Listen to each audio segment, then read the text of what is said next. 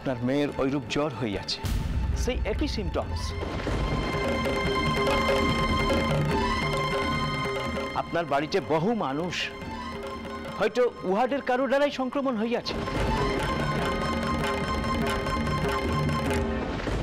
রানী, আমার নিজের উপর খুব রাগ হচ্ছে, খুব রাগ হচ্ছে। কেন জেনে শুনে এত বড় একটা বিপদকে অবজ্ঞা করলাম? কেন নিজের সন্তানের বিপদের কথা একবারও ভাবলাম না? কুমারীর অসুখের জন্য পরোক্ষে আমি দায়ী।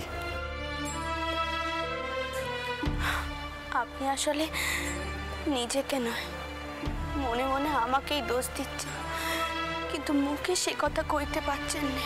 না রানী, তোমাকে কেন দোষ দেব? তুমি তো নিজে কিছু করনি। তুমি আমার কাছে অনুমতি চেয়েছিলে, আমি অনুমতি দিয়েছি, তাই সব দোষ আমার। রানী, আপনি নিজেকে দোষ দেবেননি, আপনি কোনো ভুল করেননি। হ্যাঁ, আমি কুমারীর মা হয়ে ওই কথা কানা বলছি। আপনি কি ভেবেছেন ওই মানুষগুলোকে আশ্রয় দিয়েছেন বলেই কুমারীর এই রোগ হয়েছে? আপনি তো কয়েছেন সারা শহর জুড়ে এই রোগ ছড়িয়ে পড়েছে। ওই মানুষগুলো এই বাড়িতে না থাকলে কুমারী বাঁচতে ভেবেছেন এই রোগের হাত থেকে? কুমারীর কপালে ভোগান্তি লেখা আছে, আমি আপনি কেউ তা খণ্ডাতে পারবো না। রানী, তুমি যত সহজে কথাগুলো বলছো আমি তা বলতে পারছি না। যদি সত্যি সত্যি আমার কুমারী মায়ের কিছু হয়ে যায়? না, কুমারীর কিচ্ছুটি হবে না। জন্ম মৃত্যু তো আর কারোর হাতে নয়। আমার কোলে যখন আমার ব্যাটা মরে পড়েছিল, তখনই আমি সেই কথাখানা বুঝেছি। আমরা সাধ্যি মতো মানুষের সেবা করি, আর সেই পুণ্যের অর্জনে আমাদের সারাটা জীবন চলে যায়। আপনি এই অবস্থাতেও এতগুলো মানুষকে আশ্রয় দিয়েছেন, আপনার এত বড় মন। ভগবান আপনাকে এমন ভাবে শাস্তি দেবেন না। আমি কইছি কুমারীর কিচ্ছুটি হতে আমি দেব না, কিচ্ছুটি না। রানী, তোমার মনের এত জোর, ভগবানের উপর তোমার এত বিশ্বাস। রানী, তোমার ভগবান তোমাকে অপার শক্তি দিয়েছেন, কিন্তু আমি যে সন্তানের বাবা, সন্তানের সামান্য কিছু হলে আমার চিন্তা হয়। আর সেখানে কুমারীর এত ভারী একটা অসুখ করেছে, ভাবলেই যে আমার বড় ভয় করছে। রানী, আপনি ভয় পাবেন না, ভরসা রাখুন, দেখবেন ভয় কেটে যাবে। আপনার কাছে আমার একখানা অনুরোধ আছে, কুমারীর অসুখের জন্য ওই অসহায় মানুষগুলোকে তাড়িয়ে দেবেন না, তাহলে বড় অন্যায় কাজ করা হবে। ছোট কর্তা, বৌরানী অতীত সালে বড় গোল বেঁধেছে। অভয়বাবুর লোক তাদের মারধর করে তাড়িয়ে দিচ্ছে।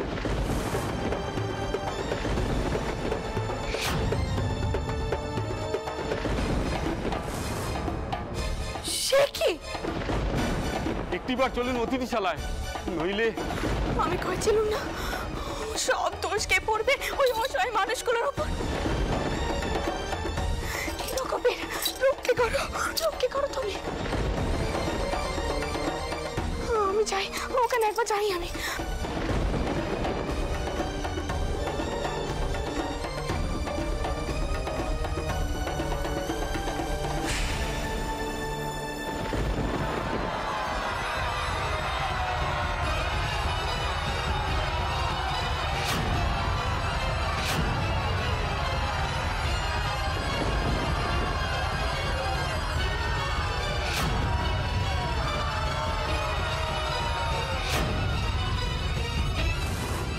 দয়া করো, দয়া করো, আপনারা ঠাঁই না দিলে আমরা কোথায় যাব? আমরা কি জানি যেখানে খুশি গিয়ে মরো, শেষে তোমাদের জন্য আমরা মরবো নাকি? আগে আগে বড় করতে আমাদের ঠাঁই দিয়েছিলেন, এখন এভাবে তাড়িয়ে দিলে আমরা না খেতে পেয়ে মরবো। দেশ গায়ে যে ফিরে যাবো তার উপায় নেই, মোড়কের ভয়ে মোড়ক লেগেছে। তোমাদের জন্য কি আমরা লঙ্গরখানা খুলে বসে আছি? যে আসবে খাবে, অতিথিশালায় থাকবে, আরে মজা পেয়েছো না?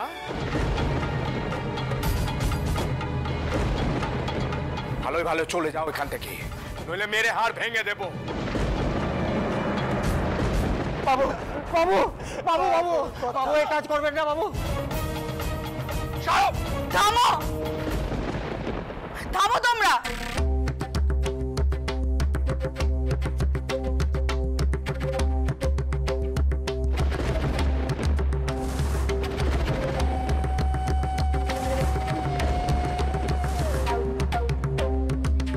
কার হুকুমে ওদেরকে উচ্ছেদ করছো? আমি আদেশ দিয়েছি এদের সব কটাকে বাড়ি বাইরে বার করে দিতে। তা তুমি পারবে না এটা উঠবো? আমি ওদেরকে আশ্রয় দিয়েছি। আমার আশ্রিতদেরকে বের করে দেওয়া চলবে না। মা রক্ষে করো মা গো, এভাবে আমাদের তাড়িয়ে দিও রে মা। আমি থাকতে তোমাদের কেউ এই বাড়ির থেকে বের করে দেবে না, তোমরা এই বাড়িতেই থাকবে।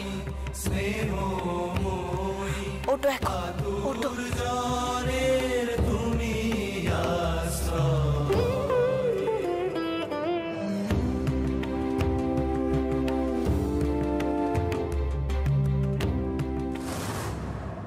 কাজটা আপনি ঠিক করলেন না বৌঠান।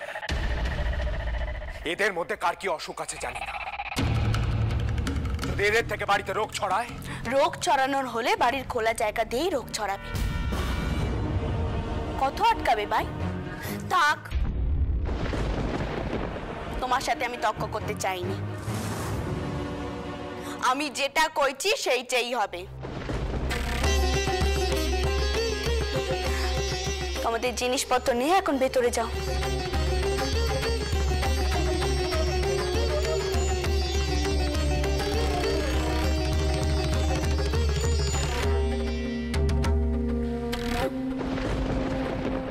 এদের সবার সামনে আপনি আমাকে অপমান করলেন বৌঠান। তোমার মান বাঁচাতে গেলে ওই মানুষগুলোর পরাণ যেত। এটা মান অপমানের প্রশ্ন নয় ভাই, এতগুলো মানুষের জীবন মরণের প্রশ্ন। এ আমি কিছুতেই হতে দেব না বৌঠান। আপনার কথায় চললে আমরা সবাই শেষ হয়ে যাব। দাদা কি ভেবেছে কি আপনার কথায় সবার জীবন নিয়ে ছিনিমিনি খেলবে? আমি যাচ্ছি দাদার সাথে কথা বলতে, আজ এর একটা হেস্তনেস্ত করেই ছাড়ব। দাদা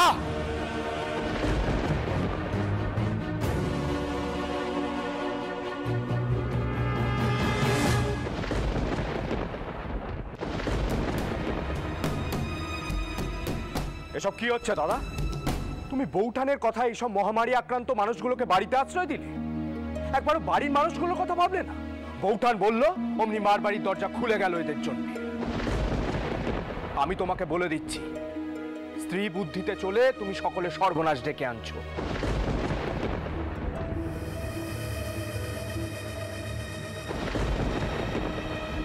আপনার মেয়ের ওইরূপ জ্বর হইয়াছে, সেই একই সিমটমস। আপনার বাড়িতে বহু মানুষ, হয়তো উহাদের কারো দ্বারাই সংক্রমণ হইয়াছে।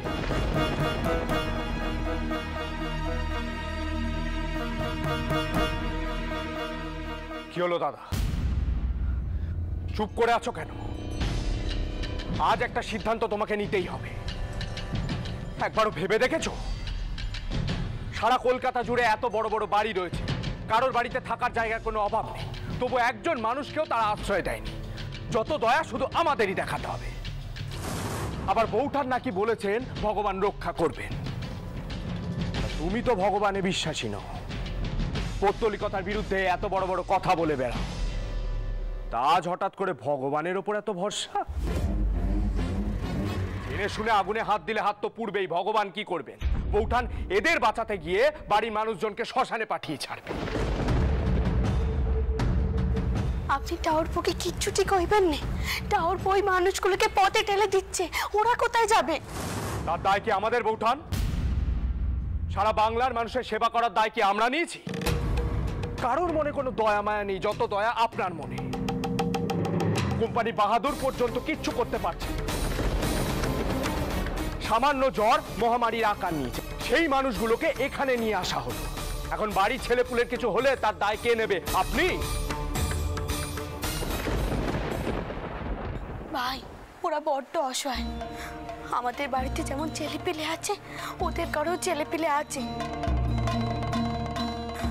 তবুও যদি তোমাদের আপত্তি থাকে তবে ঠেলে দাও ওদেরকে পথে। তবে ওদের সাথে সাথে আমাকে এই বাড়ি থেকে বের করে দিও। আমার জন্যই তো এত বিপদ হচ্ছে। রানী, এসব কথা কেন বলছো? আমি কি একবারও বলেছি যে ওদের বাড়ি থেকে বের করে দেওয়া হবে?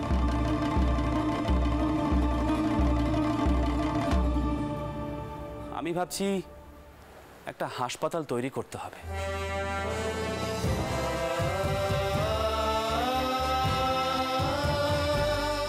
যেখানে এসব অজানা রোগের চিকিৎসা করা হবে। দেখো, কার কি অসুখ হচ্ছে সেটা আমরা সবসময় জানতে পারি না, কিন্তু এমন একটা জায়গা যদি হয় যেখানে ডাক্তাররা রোগের কারণ খোঁজার চেষ্টা করবে, রোগীকে চিকিৎসা দেওয়ার চেষ্টা করবে। দেখো, অসুখটা কি সেটা যদি নাই জানা যায় তাহলে চিকিৎসাও করা যায় না।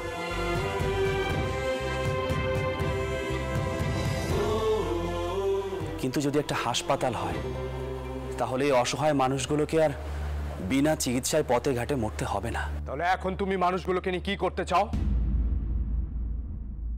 যারা এ বাড়িতে আছে তারা আপাতত এ বাড়িতেই থাকবে।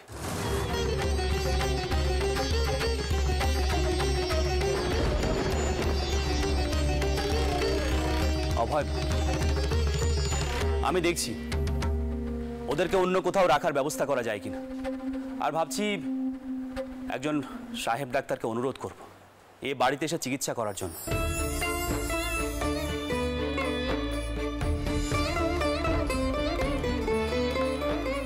রানী, তুমি কুমারীর কাছে যাও। দাঁড়াও দাঁড়াও, তার মানে এই মানুষগুলোর অন্য কোথাও থাকার ব্যবস্থা না হওয়া পর্যন্ত এই বাড়িতেই থাকবে, রোগ ছড়াবে। এত করে বললাম তাও তুমি বুঝলে না দাদা। এরপর বড় কোনো সর্বনাশ হলে তখন বুঝবে।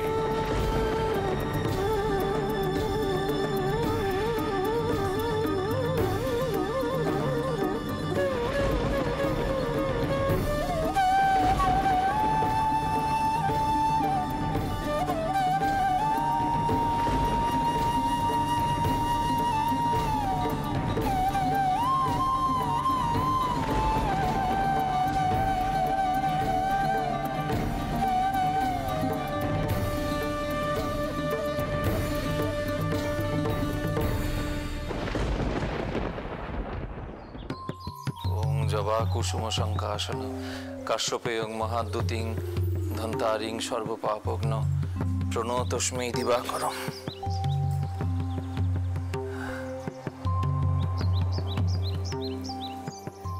ও চন্দ্রবাবু, কল্যাণ হোক।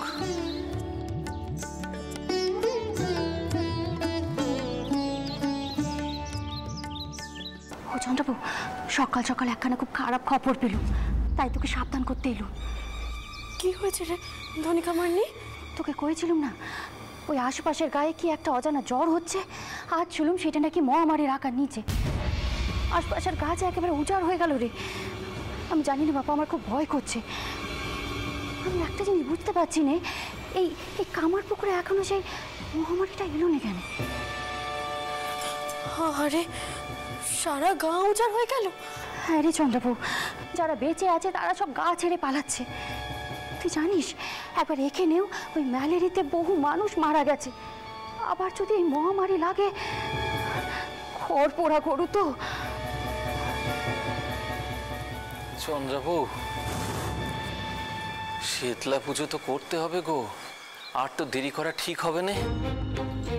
বাবা রাম, এসো দেখি বাবা। শোনো বাবা, এক অজানা রোগে তো গা একবারে উজাড় হতে বসেছে। ভেবেছিলাম শীতলা পুজো করবো কয়েকদিন পর, কিন্তু এখন দেখছি এখনই করতে হবে বাবা। এই পুজো করে তবেই মহামারী ঠেকানো যাবে। তা বেশ তো, করুন না। আমায় কি করতে হবে বলুন? এই পুজোর দায়ভার তোমায় নিতে হবে বাবা। তুমি জোগাড় যন্ত্র শুরু করে দাও। মা শীতলার পুজো বলে কথা, খুব বড় করে করতে হবে। জয় মা শীতলা, জয় মা শীতলা জয়। রক্ষে করো মা, রক্ষে করো এই গাঁকে। রে কাতুমা, দেখ দেখি তোর মায়ের ভোগ রান্না হলো? এই তো দেখে এলুম, মা মালসায় ভোগ তুলছেন। আচ্ছা বাবা, যে কোনো মহামারী হলে কেন মা শীতলার পুজো করতে হয়? আগেও যখন চারিদিকে ওলাউটো হচ্ছিল তখনও আপনাকে দেখেছি মা শীতলার পুজো করতে, কিন্তু এই যে অন্যরকম ব্যাধি। তবে শোন মা, মহামারী হলেই মানুষ কেন শীতলা পুজো করে সে গপ্প তুই শোন আমার কাছে। পুরাকালে জরাসুর বলে এক অসুর ছিল, যে কিনা রোগ সৃষ্টি করে শিশুদের মেরে ফেলত। তখন মা শীতলা ওই জরাসুরের বধ করেন। রোগাক্রান্ত দেহ শীতল করেন মা শীতলা, সব রোগ হরণ করে নেন। তাই তো বলি মা গো, এই মহামারী তুমি বন্ধ করো গো মা, মানুষের কষ্ট তুমি দূর করে দাও। মা, যা তো মা, ওই বউয়ের থেকে বাকি ভোগ নিয়ে আয়, যা।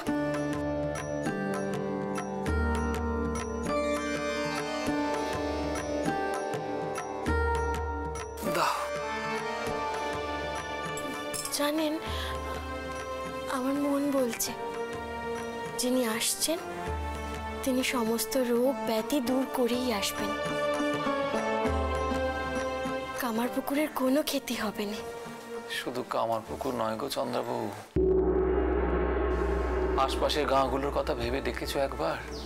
শ্রীপুর, মুকুন্দপুর, আনুর গাঁ সব তো একেবারে ছারখার হয়ে গেল। মুকুন্দপুর এক রাতে একেবারে শ্মশান হয়ে গেছে গো।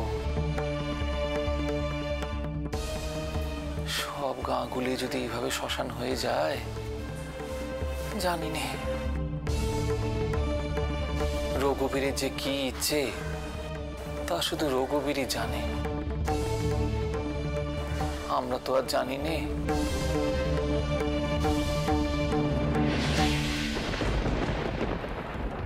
এই জনার্দন, যত বেড়েই চলেছে, গাছ একেবারে পুড়ে যাচ্ছে মেয়ের। ছোট বৌমা, ছোট বৌমা তাড়াতাড়ি এসো। কি করি আমি এখন জনার্দন? মা, আমি একটু গরম তেল নিয়ে এলাম, গরম তেল দিয়ে মালিশ করলে হাতটা একটু গরম হবে। ছোট বৌমা, আমার কথা শোনো, আমি বলি কি এসব করে কিছু হবে না মনে হচ্ছে। শোনো শোনো মা, তুমি আর দেরি করো নে, চন্দরকে ডাকো, খবর পাঠাও, আসতে বলো। দেখো কেমন গা পুড়ে যাচ্ছে, এই অবস্থা কিন্তু আমার ভালো ঠেকছে না ছোট বৌমা। অযোগী, হ্যাঁ কুমারী কেমন আছে? হ্যাঁ দেখি আটকানা, দেখি দেখি দেখি। তো কোনো সারা নেই রে। চন্দরকে কপর দিতে হবে, এক্ষুনি কপর দিতে হবে। আমি যাচ্ছি। না না, তুই কোথায় যাচ্ছিস? তুই এখানে থাক। হে জনার্দন, হে মধুসূদন, রক্ষে করো, রক্ষে করো। চন্দর, চন্দর এদিকে আয়, সর্বনাশ হলো। না না, সর্বনাশ হতে পারেনি, কিছুতেই সর্বনাশ হতে পারেনি, কিছুতেই না, কিছুতেই না। রানী, কি হচ্ছে? মামা, দেখ না বাবা, কোনো সার নেই মেয়ের, চোখ মেলছে নে, কোনো কথাও কইছে নে। আর জানিস বাবা, হাত পা কেমন যেন ঠান্ডা হয়ে যাচ্ছে, আর জ্বরটাও সমানে বেড়ে চলেছে। ও চন্দর, তুই কিছু একটা কর বাবা, কিছু একটা কর। মা, আমি তাহলে সাহেব ডাক্তারকে খবর দিচ্ছি। না না শোন, সাহেব ডাক্তার কিচ্ছু করতে পারবে না। এই তো দেখে গেল, কিছুই তো হলো না। তাহলে কি করবো ফুলটা তোমার? চন্দন, তুই একটা ভালো দেখে না কবিরাজ ডাক, সে এসে সব করতে পারবে, ঠিক হয়ে যাবে। সেই ভালো, যা বাবা যা, আর দেরি করিস না, যা যা যা, তাড়াতাড়ি যা বাবা। হ্যাঁ বাবা, যা যা যা। ও বলো মা। তবে যে ছোট করিমার তেজমা এতদিন যা বলতো তাই ঠিক হলো। উনি এত মানুষের উপকার করলেন, ওনার এত বড় বিপদ হলো। ভালো মানুষের কি কোনো দাম নেই রঘুবীর? যারা শুধু স্বার্থপরের মতো নিজের কথা কানাই ভাবে তারাই জিতবে, তারাই জিতবে রঘুবীর।